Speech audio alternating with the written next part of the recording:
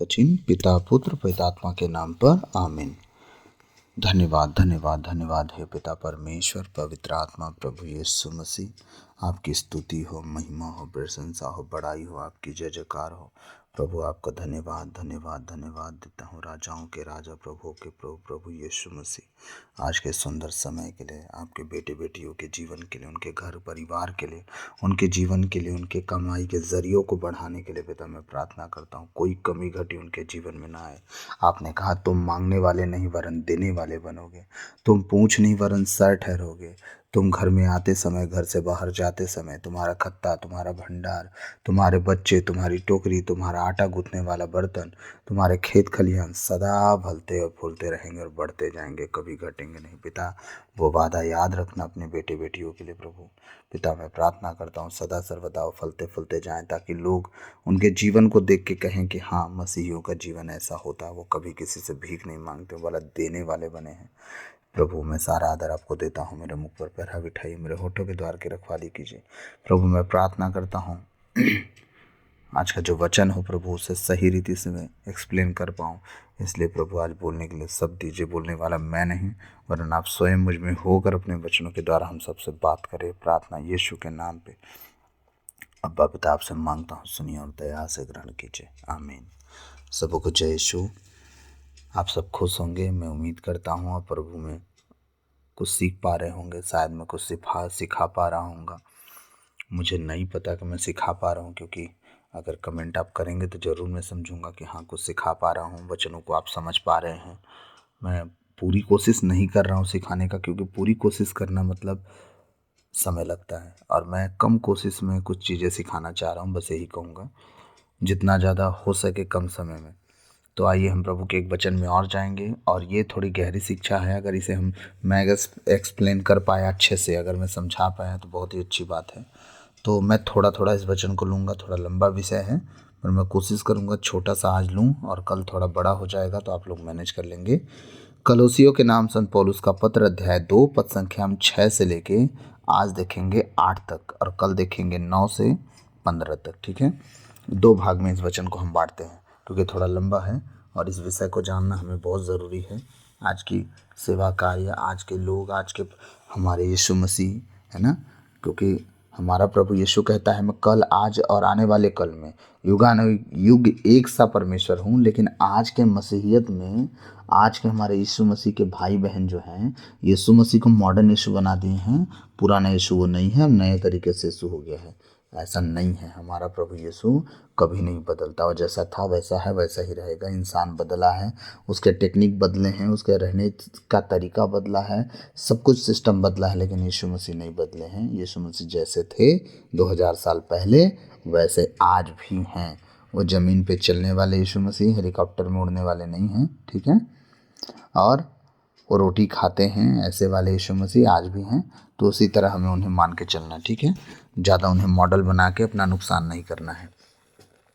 तो आज वचन का शीर्षक क्या है? भ्रामक सिद्धांतों से सावधान रहें। कैसे सिद्धांतों से सावधान रहना? भ्रामक, जो लोग भरमा देते हैं ना, इधर उधर की कथा कहानी सुना के, है ना, दुनिया भर की बात।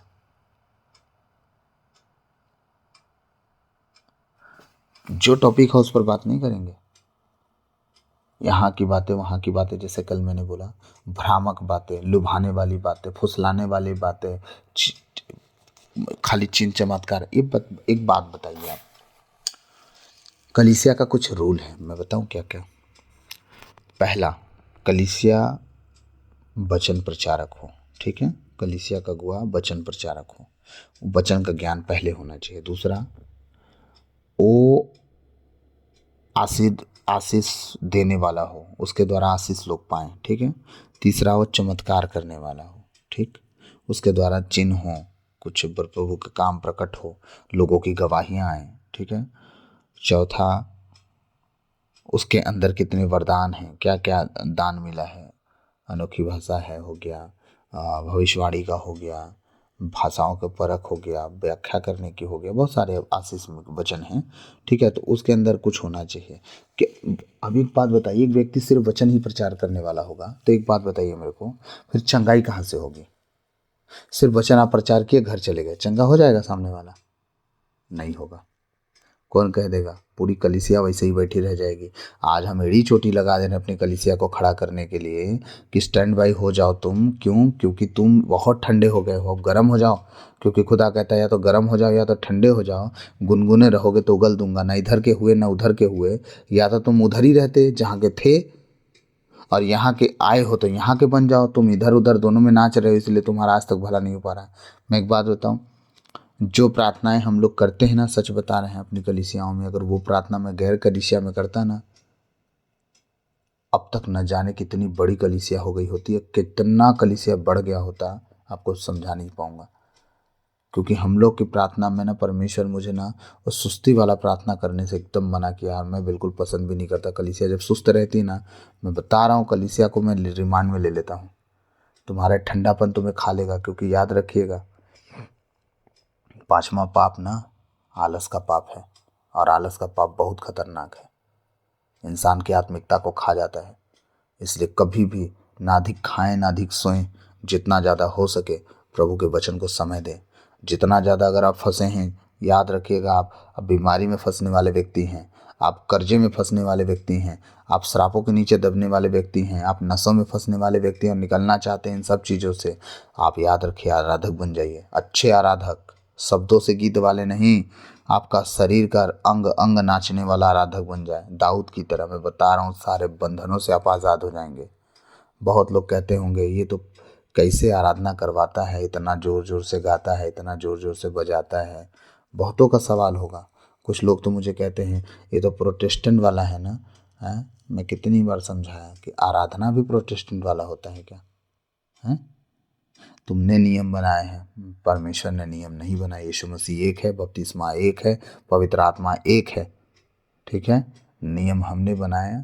आज परमेश्वर, कल मैं दुआ कर रहा था, परमेश्वर कहता है आज अगर मेरे लोग पूरे जितने हैं जो अपने आप को ईसाई कहलाते हैं, अगर एक मन एक चित्त हो जाए, चाहे वो कैथोलिक कलीसिया का हो, चाहे प्रोटेस्टेंट का हो, चाहे जर्मन के हो, कोई भी हो, अगर एक हो जाए, एक मन हो जाए और मुझसे प्रार्थना करना एक मन हो के शुरू कर दें, लव लगा के सारे लोग आपस में मिल के दुआ करना शुरू कर दें, मैं कायनात बदल दूंगा। लेकिन नहीं, हमारा तो घमंड नहीं जाएगा ना, क्योंकि हम फलाना हैं, हम ठिकाना है। पौलुस कहता है, मैं यहूदियों के लिए यहूदी सा बना, यूनानियों के लिए यूनानी सा बना, गैर जातियों के लिए गैर जाति सा बना, ताकि उन्हें क्या करूं, अपनी तरफ खींच लाऊं। आप किसी को खींच तो नहीं रहे हो, लेकिन गिरने का कारण जरूर बन रहे हो। चाहे वो कोई चर्च का हो, मैं साफ बता रहा हूँ, आज कलीसिया में ही नाटक चल रहा है। कोई किसी को खींच नहीं रहा है, नुकसान कर खाली कर रहा है, आपस में लड़ रहे हैं। तुम मेरे चर्च के लोगों को क्यों लेके गए? ये मेरी भेड़े थे, तुम अरे तुम्हारी भेड़े कब हो गई भाई? हमने तो बस इतना सुना था कि यीशु मसीह की भेड़े हैं, तुम्हारी कब से हो गई हैं? लोग भटक गए हैं, बहक गए हैं, दूसरे चर्चों में जा रहे हैं। भाई मेरे, तो तुम क्या कर रहे हो? लोग दूसरे चर्च में जाने लगे, तुम क्या कर रहे हो? जो तुम्हें देना है तुम दो ना, क्यों जाएंगे दूसरे चर्च में? हाँ,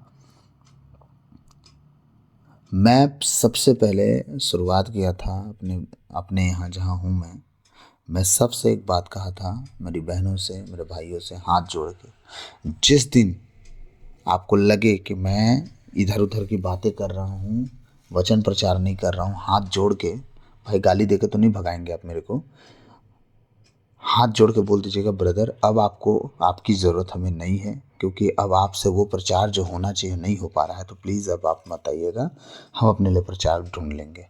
मैं साफ साफ शब्दों में हाथ जोड़ के बोल दिया हूँ। क्योंकि अगर प्रभु का सुसमाचार बांटने वाला, अगर प्रभु का सुसमाचार ना बांटे, इधर उधर की बातें करे, तो कलीसिया बचेगी कैसे भाई? एक दिन सब खत्म हो जाएगा, कुछ नहीं बचेगा। देख लीजिए, जात पात की लड़ाई देख लीजिए, धर्म की लड़ाई देख लीजिए, गवर्नमेंट की लड़ाई देख लीजिए। अब नहीं सुधरे तो कब सुधरेंगे? पूरी तरह से मार खा के। क्योंकि ये जो शब्द मैं बोल रहा हूँ ना, मैं जानता हूँ बहुत लोग इसे नहीं सुन पाएंगे, क्योंकि हमारा वीडियो ही 50-60 लाख देखते हैं। क्यों? क्योंकि वहाँ ना, इस वीडियो में ना, मैं ये नहीं कहता हूँ ना, मत्ती 7:7 मांगो तो दिया जाएगा, आज बरकत का दिन खुला है, आज मांगो तुम लोग को क्या चाहिए, आज आशीष का दिन खुला है, मांगो, मैं तुम्हारे लिए प्रार्थना करने जा रहा हूँ, मांगो। नहीं हो सकता भाई। आपके कर्म अच्छे नहीं हैं, आपको आशीषें कभी नहीं मिलेंगी। आप कर्म सुधार लो, आज से आशीषें खुल गई हैं। मैं बता रहा हूँ आपको, ये भविष्यवाणी आपके लिए कर रहा हूँ। आज से अपने कर्म सुधार लो, कल से आपके लिए रास्ते खुलना शुरू हो जाएंगे। यीशु मसीह के नाम से बोल रहा हूँ मैं। बरकत खुलने का एक रीज़न है, आपके कर्म सीधे होने चाहिए। मिरेक्कल मिरेक्कल जो होता है ना, वो सब कुछ नहीं होता है। आपको कर्म में रहो, ज़िंदगी में मिरेक्कल नहीं हो सकता। आशीषें मिलते दिखेंगी, मिलेंगी कभी नहीं। तो याद रखिएगा, आपको जीवन प्योर करना पड़ता है परमेश्वर के सामने। आशीषों का भंडार लग जाएगा आपके सामने। हालेलुया। आज का समय तो काउंसलिंग में ही चला गया। मैं माफ़ी चाहूँगा, बहुत सी बातों से दिल दुखता है मेरा कलीसिया को देख के, इसलिए मैं आप सबके सामने रखता हूँ ताकि आप समझें कि कलीसियाओं में चल क्या रहा है। हम वहाँ तक पहुँच ही नहीं पाते। हम सोचते हैं सब सही है, ऐसे ही तो होता है, सब चल रहा है। नहीं भैया, ऐसे ही नहीं होता है, ना ऐसे होना चाहिए। सब गड़बड़ है। अगुआ भी गड़बड़ कर रहा है, कलीसिया भी गड़बड़ कर रही है, और कलीसिया के आने वाली पीढ़ी भी गड़बड़ कर रही है। कभी नहीं सुधर पाएगी। फिर ऐसे में शुरुआत किसी को तो करना पड़ेगा। मैं कह रहा हूँ, जितने लोग इस वचन को सुनने जा रहे हैं वो लोग तो अपने आप से शुरुआत करें, खुद से शुरुआत करें। अच्छे आराधक, अच्छे प्रार्थना करने वाले, वचन पढ़ने वाले बन जाएं। मैं सच कहता हूँ, आपसे शुरुआत होगी तो आज 50 लोग मेरा वीडियो देख के अगर शुरुआत कर रहे हैं बदलने का खुद को, कि हम सच में आराधक बनेंगे, हम सच में वचन पढ़ने वाले बनेंगे, मैं सच कहता हूँ आने वाली आपकी पीढ़ी जनरेशन बदल जाएगी। सब सही चाल में चलने लगेंगे। आइए हम प्रभु के वचन में जाएंगे। प्रभु का वचन कहता है, आपने ईसा मसीह को क्या बताया? कुलुसियों अध्याय 2 6 से लेके 8 तक। आपने ईसा मसीह को प्रभु के रूप में स्वीकार किया है ना। यीशु मसीह क्या है? प्रभु है। ध्यान से सुनिएगा। और पूरी दुनिया से स्वीकार की है। मान लीजिए जितने ईसाई लोग हैं दुनिया में, हर 3 व्यक्ति में पहला व्यक्ति, तो 3 व्यक्ति में एक व्यक्ति ऐसा भी है जो यीशु मसीह को स्वीकार कर चुका है, ऐसा भी है। तो क्या करे प्रभु को? आपने ईसा मसीह को प्रभु के रूप में स्वीकार किया है, ठीक है। अब 7वां वचन क्या कह रहा है, ध्यान से समझिएगा। इसलिए उन्हीं से संयुक्त होकर जीवन बिताएं। किससे जुड़े रहकर? संयुक्त होकर, मतलब उससे जुड़े रहकर जीवन बिताएं। आप यीशु मसीह से जुड़े रहकर जीवन बिताएं, क्योंकि आप जानते हैं कि ईसा मसीह क्या है? प्रभु हैं। उनको प्रभु के रूप में आपने स्वीकार किए हैं। तो आप उन्हीं से जुड़ के, उनसे संयुक्त होकर, उनसे मिलकर ही जीवन बिताएं। अगर आप जानते हैं कि वही प्रभु है और अन्यथा दुनिया में कोई ऐसा ईश्वर नहीं जो मुक्ति दिला सके, तो याद रखिएगा आपको उनसे जुड़ के रहना पड़ेगा। इतना जुड़ जाना है, इतना जुड़ जाना है कि आपका मुकुट आपसे कोई ना छीने, स्वर्गराज आपसे कोई ना छीनने पाए। धरती का सारा चीज़ आपका खत्म हो जाए चलेगा, जान तक चली जाए चलेगा, लेकिन स्वर्ग राज का मुकुट छीनना नहीं चाहिए। इसलिए अपने आप को ऐसा यीशु मसीह के करीब लेके जाना है। इसलिए उन्हीं में संयुक्त होकर जीवन बिताएं। और क्या करना है? उन्हीं में आपकी जड़ें गहरी हो और नींव सुदृढ़ हो। क्या कह रहा है वचन कह रहा है, उन्हीं में, यीशु मसीह में जड़ें और गहरी हों। जड़े गहरी का मतलब यीशु मसीह में आप और गहराई से उतरें, और ज़्यादा उसे जानने की कोशिश करें, और ज़्यादा बाइबल को पढ़ें। आप बिना बाइबल पढ़े यीशु मसीह को नहीं जान सकते। आप 5 बार बाइबल पढ़ चुके, 10 बार बाइबल पढ़ चुके, 20 बार पढ़ चुके, तो अभी और 20 बार पढ़िए, फिर और 40 बार पढ़िए, फिर और 80 बार पढ़िए। क्यों? क्योंकि यही गहराई में उतरने का एक रास्ता है। क्या? बाइबल को ज़्यादा से ज़्यादा पढ़ना। आप ऐसे बाइबल पढ़ो कि एक दिन में एक पुस्तक खत्म करो, या दो दिन में खत्म करो। बड़े पुस्तक हैं, जैसे मत्ती बड़ी ज़्यादा अध्याय की पुस्तक है, आप मत्ती को 2 दिन में ख़त्म करो, तो इसका 2 दिन में ख़त्म करना, पूरा कैरेक्टर आपके दिमाग में चलेगा। तरीका बता रहा हूँ। हाँ, 2 घंटा 3 घंटा बैठो आप बाइबल पढ़ने, 4 घंटा पढ़ो। मैं सच कहता हूँ, परमेश्वर आपके सारे रास्ते खोल देगा, बंधनों से आज़ाद कर देगा। आप बड़े बड़े काम देखोगे अपने जीवन में, बड़ी बड़ी तरक्कियाँ, बड़ी बड़ी गवाहियाँ देखोगे यीशु मसीह का नाम से। आमीन। क्या कह रहा है प्रभु? उन्हीं में अपनी जड़ें गहरी, आपकी जड़ें जो है ना गहरी हो और नींव सुदृढ़ हो। जड़ें गहरी हो। आपको मालूम है ना, जितना पेड़ ऊपर नहीं फैलता उससे ज़्यादा तो तने नीचे फैल जाती हैं, जड़ें नीचे फैल जाती हैं। प्रभु का वचन भी क्या कर रहा है? आपकी जड़ें ना यीशु मसीह में गहराई पाए और मजबूत हो, ताकि आप ना सुदृढ़ हो जाओ, हिलो मत, एकदम डट जाओ यीशु मसीह में।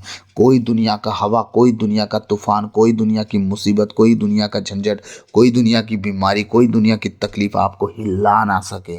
इतना मजबूत बन जाओ, मैं सच कहता हूँ, बीमारियां में घुटने टेक देंगे यीशु मसीह के नाम से आपके सामने। कैंसर सूख जाएंगे यीशु मसीह के नाम से आपके सामने। गरीबी भाग जाएगी आपका घर छोड़ के यीशु मसीह के नाम से।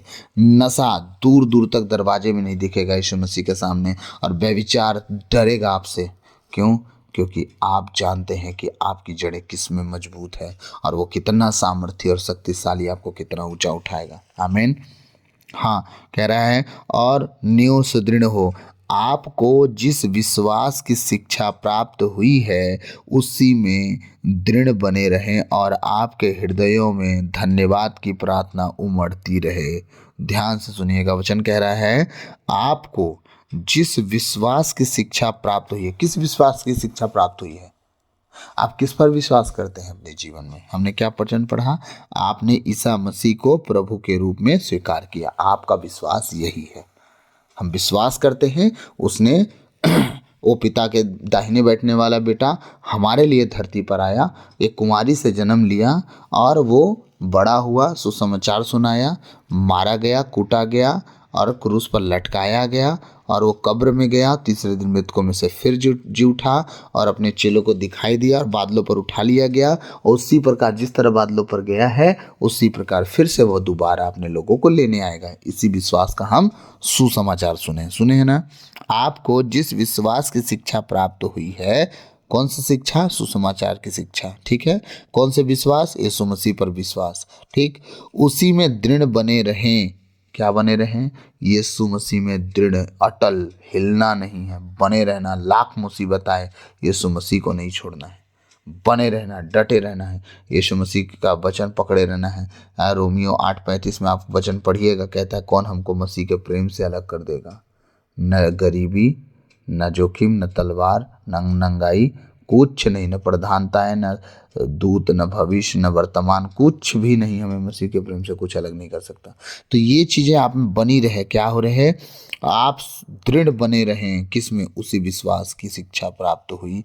आपको जिस विश्वास की शिक्षा प्राप्त हुई है उसी में दृढ़ बने रहें, और आपके हृदयों में धन्यवाद की प्रार्थना उमड़ती रहे। कौन सी प्रार्थना उमड़ती रहे आपके अंदर?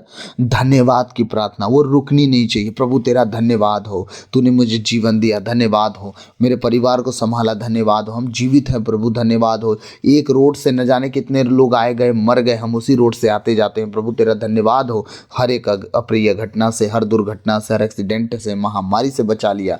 महामारी में, कोरोना में लोग मर गए, मैं इस बात को रखता हूँ अपनी प्रार्थना में, तूने महामारी से बचाया, मैं मरते मरते बचा हूँ, इसलिए कहता हूँ खुदा तेरा धन्यवाद हो। अधिकाधिक बहुतायत से खुदा को धन्यवाद दे, अपने जीवन के लिए, अपने बच्चों के लिए, अपने कमाई के लिए, अपने घर के लिए, अपने परिवार के लिए, जो टेढ़ा व्यक्ति है उसके लिए भी, कि प्रभु इसके वजह से ना मैं तेरे और करीब आ पाता हूँ।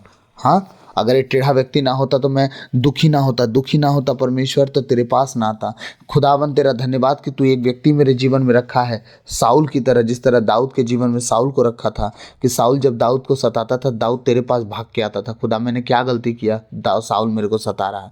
वो इसी तरह परमेश्वर तूने एक सताने वाले को मेरे जीवन में दिया ताकि मैं तेरे पास और आऊँ। मैं लाखों लाख धन्यवाद धन्यवाद धन्यवाद देता हूँ प्रभु। क्या कह रहा है प्रभु वचन? और आपके हृदयों में धन्यवाद की प्रार्थना उमड़ती रहे, मतलब वो अंदर से लहर की तरह उठती रहे। याद रखिएगा, उठना चाहिए, जबरदस्ती घसीटने वाला नहीं, तुम्हारे अंदर वो आनंद होना चाहिए अपने प्रभु को धन्यवाद देने का। हालेलुया। 8वां वचन का है, सावधान रहें, कहीं ऐसा न हो कि कोई आप लोगों को ऐसे खोखले और भ्रामक दर्शन शास्त्र द्वारा बहकाए। अब वचन इंपॉर्टेंट है, ठीक है। आपका विश्वास समझ गए आप किस पर है, किस पर करना है और किस में मजबूत रहना है, किस में जड़ पकड़ना है, किस में बने रहना है, और कौन धन्यवाद के योग्य है। ठीक। अब कुछ लोग आपको मिलेंगे अपनी ज़िंदगी में, आपके ज़िंदगी में कैसे लोग मिलेंगे? 8वां वचन की तरह, सावधान रहें, कहीं ऐसा ना हो कि कोई आप लोगों को ऐसे खोखले और भ्रामक दर्शन शास्त्र द्वारा बहकाए। ऐसे लोग मिलेंगे जो खोखला सुसमाचार, जिसमें कोई जड़ नहीं, कोई सर नहीं, कोई महानता नहीं, कोई धार्मिकता नहीं, दुनिया भर की पलंजर की बातें, है ना। वचन पे ना बात करके वचन से बाहर बढ़ेंगे। वचन पहले ना, पहले क्या करते हैं लोग पता है, ये इस तरह के लोग पहले वचन पढ़ेंगे, वचन पढ़ लेंगे, जब उसे समझाने का बारी आएगा उस पर बात ही नहीं करेंगे वो, बिल्कुल नहीं। हाँ, वो खोखली बातें करेंगे जिनका आपसे कोई रिलेशन ही नहीं है। मेरे भाई, तुम पहले ये बताओ, जिस शिक्षा को तुम इन्हें दे रहे हो, इस शिक्षा से इनका क्या लाभ होने वाला है? एक छोटी सी गवाही जिंदगी नहीं बदल देगी आपकी, एक छोटा सा वचन आपका लाइफ बदल देगा। प्रभु का वचन कहता है, पृथ्वी और आकाश का टल जाना सहज बात है, लेकिन परमेश्वर के वचन में लिखे हुए एक बिंदु मात्रा बिना पूरा हुए नहीं टलेगा। तो हम इस बिंदु मात्रा पे फोकस करना, खोखली बातों पर, इधर उधर की कहानियों पर नहीं, ठीक है। और भ्रामक मतलब भरम पैदा करने वाला, शक डालने वाला बात कर देंगे वो लोग, डराएंगे ढेर। हाँ, ऐसे करोगे तो ऐसे होगा, वैसे करोगे वैसे होगा। अरे तुम डराओ मत, तुम साहस दो कि नहीं तुम कर सकते हो, यू कैन डू इट, तुम कर सकते हो, करो, तुम आगे बढ़ो। गलती करके ही, ठोकर खा के ही सीखते हैं। चलो गलतियां हो गई, माफ करा जाएगा, खुदा माफ करेगा, तुम बढ़ो आगे।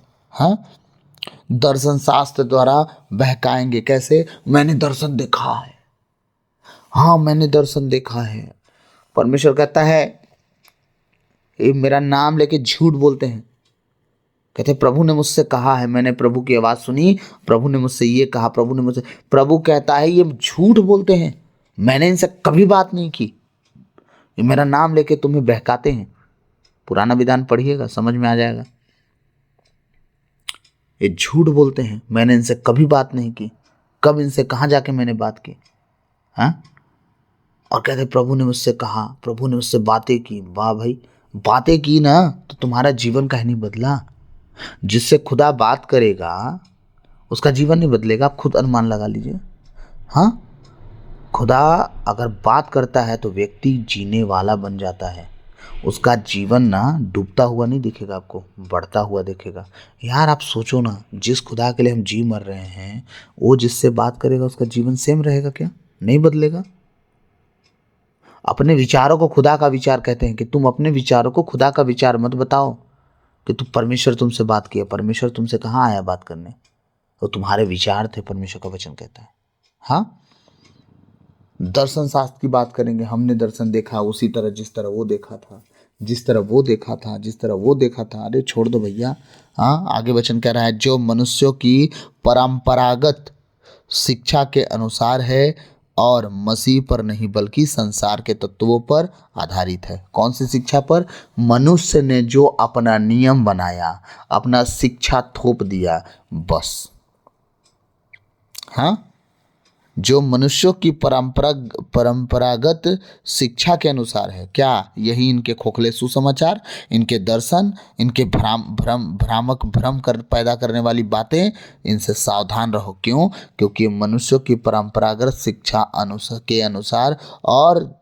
अनुसार है जो, और मसीह पर नहीं बल्कि संसार के तत्वों पर आधारित है। याद रखिएगा, इनके विचार, इनकी बातें, बस अपना नियम बनाएंगे। आज से हम ये नियम बना रहे हैं, फलाना नियम अब फॉलो किया जाएगा, आज से हम ऐसे रहेंगे, आज से हम ये करेंगे, आज से ऐसा चला जाएगा, आज से ऐसा किया जाएगा। ये खाली नियम कथा कहानी में फंसा के रख दिए कलीसिया को, यीशु मसीह से मिलने ही नहीं दे रहे हैं, ऐसे उलझा के रख दिए। अब तुम ऐसे चलोगे, अब तुम ऐसे करोगे, लेकिन प्रभु से मिलने नहीं पा रहे हैं।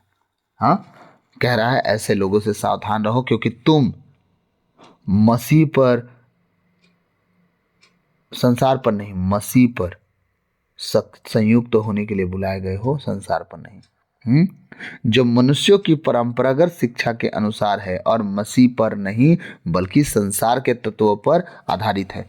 याद रखिएगा, जब नियम कानून बनाते हैं ना, यीशु मसीह पर वो नियम नहीं लागू होता, क्योंकि यीशु मसीह नियम सब तोड़ के विधियों का वो लेख जो विरोध में था मिटा डाला है। ठीक है, आगे जब हम वचन पढ़ेंगे ना कल, तो आपके समझ में आ जाएगा। 14 वचन कहता है, 14 वचन कहता है, उसने नियमों का वह बंधपत्र जो हमारे विरुद्ध था रद्द कर दिया है और उसे क्रूस पर ठोक कर उठा लिया है। विधियों का जो विरोध था ना, वो पत्र था ना, विरोध पत्र, वो सब कुछ रद्द कर दिया, सारे नियम कानून खत्म कर दिया। अब एक नियम है, यीशु मसीह और तुम, बस, और कोई नियम नहीं है। हाँ, इतने नियम कानून जो यीशु मसीह के साथ नहीं जोड़ रही है, लेकिन संसार के तत्वों ज्ञानों पर, उसकी बुद्धि पर, उसकी बातों पर आपको लपेट दिए हैं। यीशु मसीह से सारी चीजें आपको नहीं जोड़ रही। नियम कानून, नियम कानून, नियम कानून, नियम में आप फंसे रह जाओगे, प्रभु यीशु से कभी नहीं मिल पाओगे। मैं सच कहता हूँ, मैं किसी के बारे में नहीं बता रहा हूँ, मैं हम सब जितने वचन सुन रहे हैं, मैं आप सबके बारे में बोल रहा हूँ। आप ध्यान से सुनो, प्रभु के साथ बने रहो, प्रभु यीशु के करीब जाओ, आप बाइबल लेके बैठ जाओ। मैं सच कहता हूँ, खुदा से मिलना है तो एक ही रास्ता है। पता है, एक तरीका बताऊं, अगर अपने मन की बात हमको बतानी होती तो हम क्या करते हैं पता है? यीशु मसीह से बातें करते हैं। आप अपने मन की बात तब बताते हैं, लेकिन अगर खुदा के मन की बात जाननी है आपको ना, मैं सच कह रहा हूँ, आपको बाइबल पढ़ना पड़ेगा। आप परमेश्वर के मन की बात जान जाएंगे। दुनिया में ऐसा कोई व्यक्ति नहीं जो परमेश्वर के मन को जाने। अगर उसका मन जानना है कि उसका मन क्या है, उसका मन क्या कहता है, तो याद रखिएगा, आप बहुत भाग्यशाली हो कि परमेश्वर के मन को भी जानने वाले आप बन जाएं। आप बाइबल उठा के पढ़ना शुरू कर दो, आप परमेश्वर के मन को भी जान जाओगे। सोच लीजिए, परमेश्वर इतना छूट आपको दिया है। हाँ, तो आप इन बातों पर अगर ध्यान दे सकते हैं तो दीजिए। आप नियमों से बाहर निकलिए, जो जो आपके ऊपर नियम कानून ठहराए गए हैं उनसे आप बाहर निकलिए। दुआओं में बैठिए, खुदावंद से बातें कीजिए, वचनों को ज़्यादा से ज़्यादा पढ़िए। आप प्रार्थनाओं में बैठिए, आप उपवास करना शुरू कीजिए। आप प्रार्थना नहीं कर पा रहे हैं, आपको नींद आ रही है, आप उपवास कीजिए, शरीर की लालसाओं को तोड़ना शुरू कर दीजिए। मैं सच कहता हूँ, बहुत आगे बढ़ेंगे आप। तो प्रभु आज के इन वचनों के द्वारा हम सबको बहुत आयत से आशीष दे। God bless you all. बाकी का जो वचन हमारा 9 से लेकर 14 तक, मैं कल इसे एक्सप्लेन करूंगा 15 तक, ठीक है?